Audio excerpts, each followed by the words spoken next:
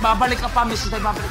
Miss Juday, sandali. Ano bang nararamdaman mo ngayon, Miss? Kasi alam nyo, di natin pwedeng questionin kung gaano kagaling na artista si Miss Judy Ann Santos. Di ba wala yan? Isa mga pinakamagaling na nakasama natin sa industriya. Pero ikaw, Miss Juday, let me ask you, kahit natanggal ka, ano ba ang sikreto? Kasi pag sinabing drama, ikaw din kagad naiisip, di ba? Para maganda yung crying scene. Kasi kahit live, kaya mong umiyak Miss Juday, di ba? So, anong technique doon? No, depends sa sa eksena mismo, at saka sa pinagdadaanan mo sa mga panahon yun. Yung hugot na panggagalingan. Yes. Miss Juday, kung sakali ba kaya mo ako bigyan ng konting sample lang, kahit yung hindi umiyak, yung pinaka-dramatic look lang. Ikaw muna. Yani, alika dito. Si Yani ang mahusay sa'yo. Maganda. Ikaw yung dramatic actress eh. De, subukan muna natin, siyempre, save the best for last. Si Elise muna. Papunta na Elise. Siyempre, ready? Action.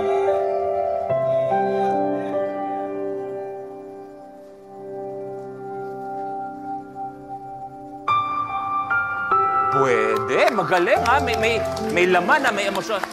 Eto si Zeus, hindi lang sumasayaw to, umaarte na rin to si Zeus. Zeus, pare, pakitaan mo ako. Yan. Diyan ka, yan.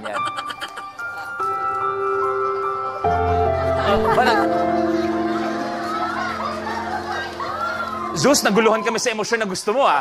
Pero eto, dahil syempre, kahit walang boses, talagang magaling na rin to. Yang Concepcion, bigyan mo. Yan, Zeus, dito. Pinaka-dramatic look na kaya mong ibigay. Parang audition na rin yan, once again, dahil nandito si Miss Judy Ann, ha? Yan. Ayan. Uy. Tapos sisigaw sa dulo. Uy. Galing. Pwede. Kuya Bayani, medyo matindi pinakita nila. Si Miss Juday siya magja-judge kung sino ang pinakamalupit na yak. Pero kailangan ko ng motivation. Sige, ano kailangan mo? Itong tatlong tuta lang sa... Ano yung motivation mo dyan? Ayan. Ready na po ako, direct. Dali. Yung isa namatay nga. Namatay yung isa. Namatay yung isa. Namatay silang tatlo. Ready? Quiet. Action.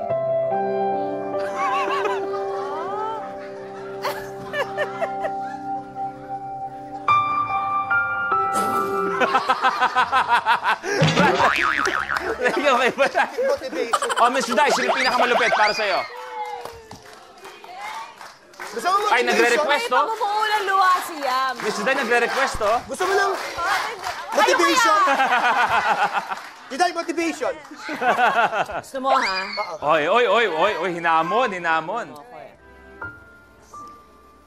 Parang nakakabaliw naman itong pinapag-usapan.